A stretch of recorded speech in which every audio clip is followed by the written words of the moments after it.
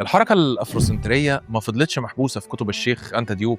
في فترة السبعينات والثمانينات الأيديولوجيا دي خدت تذكرة دخول رسمية لأكبر الجامعات الأمريكية، وتحولت من مجرد أفكار سياسية لأقسام أكاديمية كاملة تحت اسم أقسام الدراسات الأفريقية السوداء أو البلاك ستاديز. التحول ده قاده أكاديمي أمريكي اسمه موليفي كيتي أسانتي، رئيس قسم الدراسات الأفريقية في جامعة تمبل الأمريكي. أسانتي سنة 1980 أصدر كتابه الأساسي Afrocentricity: The Theory of Social Change، وهو أول واحد صك المصطلح ده بشكل منظم. المنهج اللي حطه أسانتي في جامعة تمبل كان بيقوم على فكرة مأسسة الأيديولوجيا، يعني تحويل الادعاءات التاريخية لمناهج تعليمية بتدرس للطلبة السود في أمريكا كحقائق مطلقة، والاعتماد على صناعة كوادر أكاديمية معاهم ماجستير ودكتوراه في التخصص ده عشان يشرعنوا الطرح بتاعهم بره الدوائر العلمية التقليدية لعلم المصريات. في التسعينات بقى الفكرة سابت مدرجات الجامعة الضلمة ونزلت الشارع، وهنا حصلت النقلة الأخطر، دخول الأيديولوجيا في ثقافة البوب كلتشر وموسيقى الهيب هوب والراب الأمريكي. يعني فرق ومغنيين راب كبار في التوقيت ده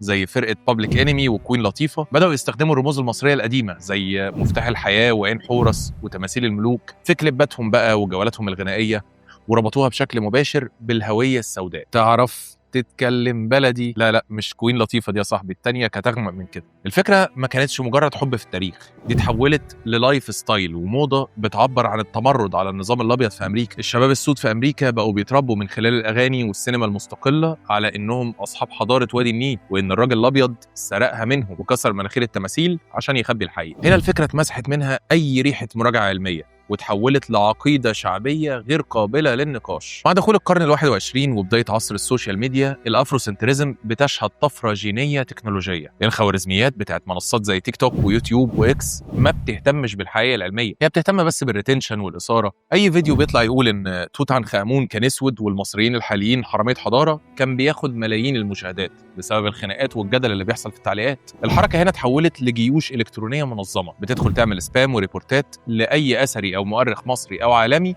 بيقول كلام علمي عكس هواه. ذروة التطور ده والمأسسة الرقمية حصلت سنة 23 لما منصة نتفليكس أنتجت وثائقي الملكة كليوباترا من إخراج وإنتاج جادا بينكيت سميث، أيوة هي مرات ويل سميث اللي خانته. جابوا فيه ممثلة سمراء البشرة بملامح أفريقية واضحة عشان تقوم بدور كليوباترا، مع استضافة بقى متخصصين في الوثائقي بيقولوا جملتهم الشهيرة: أنا لا أهتم بما يعلمونكم إياه في المدارس، لكن جدتي قالت لي إن كليوباترا كانت سوداء. يا أخي مرات ويل سميث تلهيك وتجيب اللي فيها فيك والله.